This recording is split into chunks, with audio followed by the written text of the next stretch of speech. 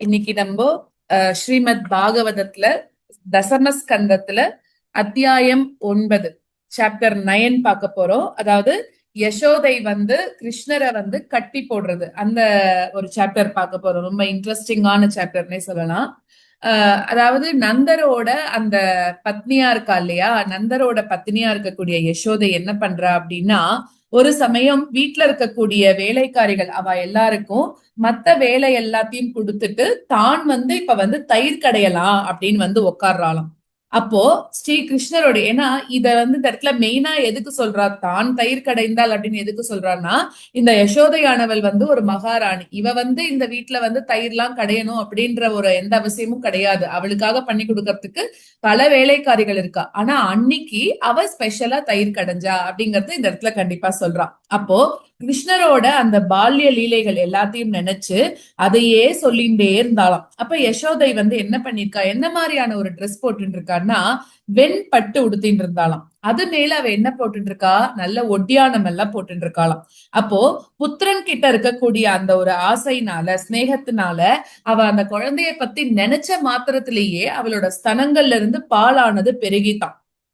அதுக்கப்புறம் அவளோட சரீரம் அவளுக்கே தெரியாம அசைய ஆரம்பிச்சிருக்கான். அப்போ கயத்தை பிடிச்சு இழுக்கக்கூடிய சிரமத்தினால கைகளும் அதுல போட்டு இருக்கக்கூடிய கங்கணங்களும் காதுகள்ல இருக்கக்கூடிய குண்டலங்களும் அசைஞ்சுது அப்படின்னு சொல்றா. அந்த ஒரு கயிறு வச்சு இப்படி நம்ம இழுப்போம் இல்லையா, அப்படி இழுக்கும் போது அவளோட உடம்புல இருக்கக்கூடிய எல்லா அங்கங்களும் அசைஞ்சுதான். முகத்துல கூட அவளுக்கு வியர்வை வந்துதான். தலைமயிர்கள் எல்லாம் அவிழ்ந்து அதுல இருந்து அவ போட்டு இருக்கக்கூடிய புஷ்பங்கள் எல்லாமே உதிர்ந்தது அப்படின்னு சொல்றான். இப்படி அந்த யசோதை தயிர் கடையும் போது கிருஷ்ணர் என்ன பண்றாருன்னா, அந்த பாலை சாப்பிடணும் அப்படிங்கறதுக்காக யசோதைக்கு பக்கத்துல அந்த மத்த பிடிச்சிண்டு தனக்கு பால் கொடு அப்படின்னு சொல்லி வேண்டிக்கிறாராம். அவ அம்மா கிட்ட கேக்குறாராம். அப்போ தயிர் கடையறதெல்லாம் தடுத்துட்டா. நான் இங்க இவ்வளவு பசியோட இருக்கேன், நீ என்ன பண்றன்னா இங்க உட்காந்து தயிர் கடைஞ்சிட்டு இருக்கியே அப்படின்னு அந்த அவ அம்மா கிட்ட அடம் பண்ண ஆரம்பிச்சுட்டாராம். அதனால அவளுக்கு இப்போ அந்த குழந்தைய பார்க்கும்போது ரொம்ப சந்தோஷமா இருக்கும். இப்படி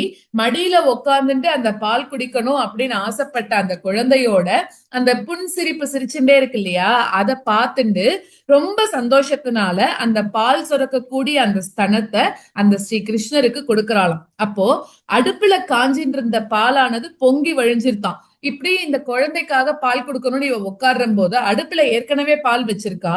அது என்ன ஆயிடுத்துன்னா பொங்கி வழிய ஆரம்பிச்சிருக்கான். பெருமாளை பார்த்த குழந்தைய பார்த்த ஒரு இதுல அம்மா பால் வச்சதை மறந்து போயிட்டா. இப்ப அது பால் பொங்க ஆரம்பிச்சிருத்தான்.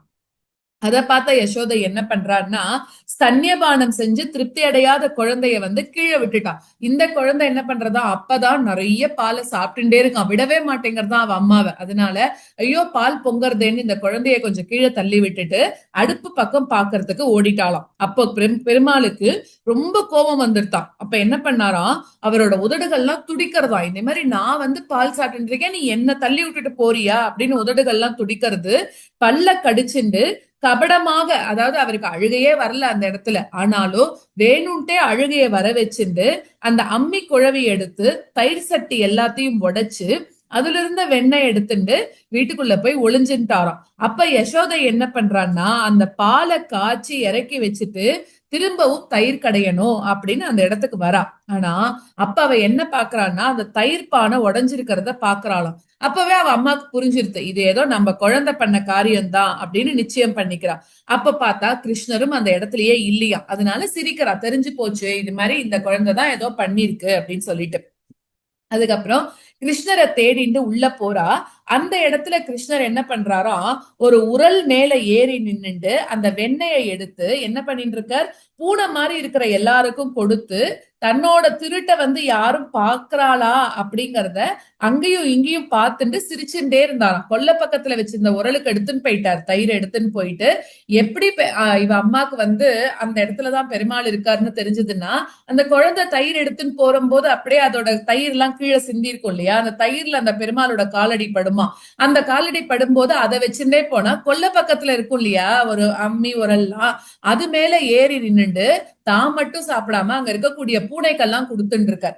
அப்படி கொடுக்கறதும் திருட்டுத்தனமா தானே கொடுத்துட்டு இருக்காரு. அதனால யாருன்னா வராளா அப்படின்னு தன்னோட குட்டி தலையை அங்கேயும் இங்கேயும் வச்சு பார்த்துட்டு யாரும் அப்படியே சிரிச்சுட்டே அவர் பாட்டுக்கு அந்த வேலையை பண்ணிட்டே இருக்காராம். அதை பார்த்த யசோதை என்ன பண்றான்னா, கையில தடியை எடுத்துட்டு கிருஷ்ணரை அடிக்கிற மாதிரி பின்னாடியே ஓடுறாளாம். அப்ப கிருஷ்ணர் வந்து ரொம்ப அழுதுண்டு பயந்தவர் மாதிரி, ஆனா அவர் பயப்படல, ரொம்ப பயந்து போயிட்டா மாதிரி வேகமாக அந்த உரலை விட்டுட்டு ரொம்ப தூரத்துக்கு ஓடி போறாராம். அப்போ ஈஸ்வர ஸ்வரூபமா இருக்கக்கூடிய அந்த யோகிகளோட மனமும் கூட எந்த பெருமாளை அடையவே இல்லையோ அந்த கிருஷ்ணரை யசோதை இப்ப பின்தொடர்ந்து போயிட்டு இருக்காளாம். அப்போ குட்டியூண்டு இடையோட இருக்கக்கூடியவளும் பருத்தும் அசைவதுமா இருக்கக்கூடிய அந்த பின்பக்கம் இருக்கக்கூடிய அந்த யசோதை வந்து கிருஷ்ணருக்கு பின்னாடி ஓட முடியாம ரொம்ப மெதுவா போறாளாம். ஏன்னா கிருஷ்ணர் ரொம்ப ஆட்டம் காமிக்கிறாராம். இதே மாதிரி இவ கட்டை எடுத்துன்னு வர அடிக்கிறதுக்கு பின்னாடி பின்னாடி அம்மாவை திரும்பி பார்த்துட்டே போறாராம். எங்க நீ வா பார்க்கலாம் வா பார்க்கலாம் அப்படிங்கிற மாதிரி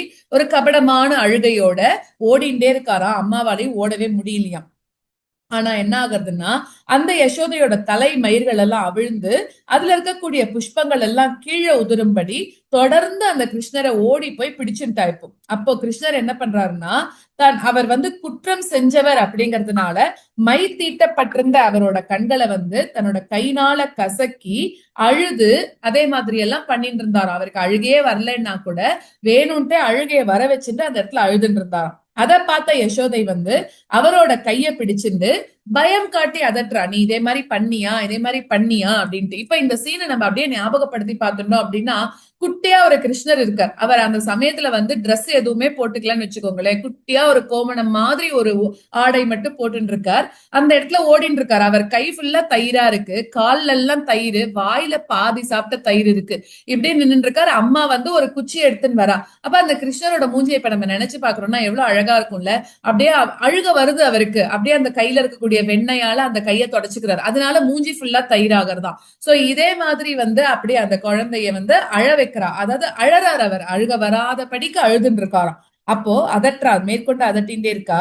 அப்ப குழந்தை கிட்ட ரொம்ப பிரியமா இருக்கக்கூடிய யசோதை வந்து நம்ம அதட்டலுக்கு பயந்து இந்த குழந்தை ரொம்ப பயந்துட்டான் போல இருக்கு அப்படின்னு நினைச்சிட்டு கையில இருக்கக்கூடிய அந்த தடி வச்சிருந்தா இல்லையா, அதை வந்து தூக்கி எரிஞ்சிட்டு அவரோட மகிமையை தெரிஞ்சுக்காதவ அப்படிங்கறதுனால கயத்தினால அவரை கட்டிடுவோம் அப்படின்னு நினைச்சிட்டு இப்ப கையில இருக்கக்கூடிய குச்சியை தூக்கி போட்டுட்டு கயரை தேட ஆரம்பிக்கிறாளாம். யாரு ஒருத்தருக்கு உள்ள வெளியில அப்படிங்கறது இல்லையோ, யாரு ஒருத்தருக்கு முன்னாடி பின்னாடி அப்படிங்கறதும் இல்லையோ, யாரு ஒருத்தர் தான் இந்த ஜெகத்துக்கு பூர்வரும், அதாவது இந்த ஜெகத்துக்கு முந்தினவர், ஜெகத்து சிருஷ்டி ஜெகத்து வரத்துக்கு முன்னாடியிலிருந்து இருந்தவரும் அபரரும், ஜெகத் போனாலும் அதுக்கப்புறமும் இருக்கக்கூடியவருமா இருக்கக்கூடியவரும் இருக்காரோ, யாரு ஒருத்தர் இந்த ஜெகத் ஸ்வரூபியாகவே இருக்காரோ, மனித சரீரத்தை எடுத்துட்டு இருக்கக்கூடிய அந்த பெருமாள யசோதை தன்னோட வெறும ஒரு சாதாரண குழந்தைதான் அப்படின்னு நினைச்சு இந்த ஒரு பிராகிருத சிசுவை போல, அதாவது இந்த பூலோகத்துல பிறந்த ஒரு குழந்தை அப்படின்னு நினைச்சு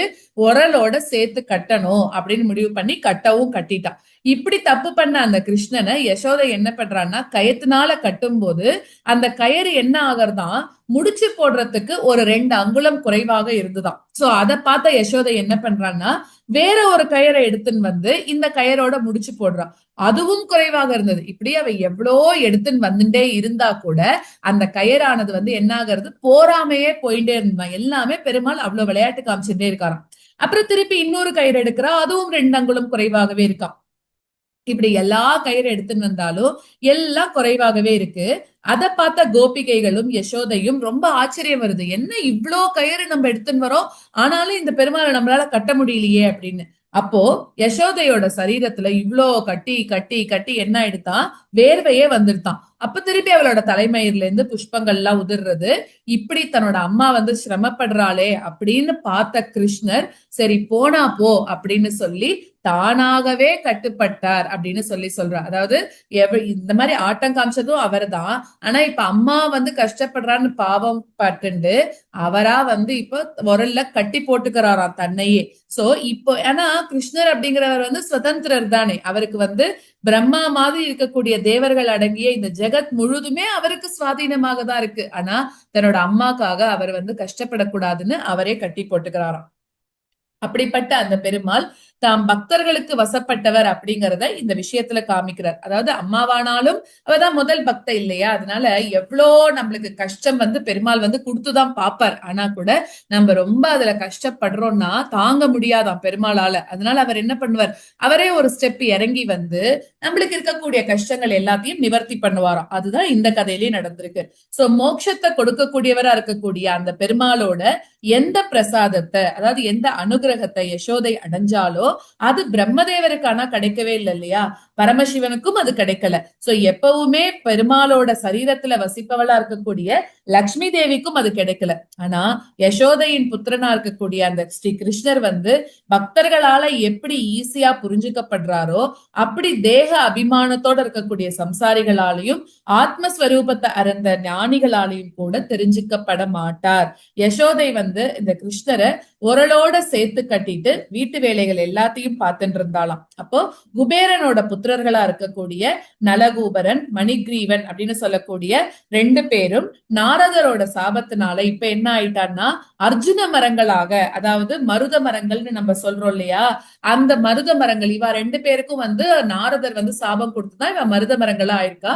மருத மரங்களை தான் நம்ம அர்ஜுன மரங்கள்னு கூட சில இடத்துல வந்து இது பண்ணிருக்கா, சொல்லியிருக்கா. சோ அந்த மாதிரி அவ வந்து யாருக்காக வெயிட் பண்ணிட்டு இருக்கா அப்படின்னாக்க இந்த பெருமாள் அந்த இடத்துக்கு வரணும், வந்து மருத மரங்களை வந்து இவர் தொலைச்சுன்னு போறாரு இல்லையா, அப்ப அதுல இருந்து 2 பேர் வரா. சோ இவர் வரணும், அவளோட சாபம் விமோச்சனம் ஆகணுங்கிறதுக்காக காத்துட்டு இருக்காளாம். சோ அந்த கதை வந்து அடுத்த சாப்டர்ல வரலாம். சோ இப்போதைக்கு பெருமாளை வந்து எப்படி வந்து கட்டி போட்டா அப்படிங்கறது மட்டும். சோ இந்த கதையை யாரு ஒருத்தர் வந்து கண்டிப்பாக கேட்கிறாளோ அவளுக்கு வந்து அடுத்த பிறவி அப்படிங்கிறது ஒண்ணு கிடையாது அப்படின்னு சொல்றான். யாரு ஒருத்தர் மரணப்படுக்கையில இருக்கும்போது இந்த கதையை கேட்கிறாளோ கண்டிப்பாக அவளுக்கு அடுத்தது சம்சார வாழ்க்கையில அவ கண்டிப்பா வந்து ஈடுபட மாட்டா அப்படிங்கிறது. எவ்வளவு கதை கேட்டாலும் இந்த தாமோதர கதை கேட்கறது வந்து அவ்வளவு உச்சிதமானது, அவ்வளவு விசேஷமானது. ஓகே.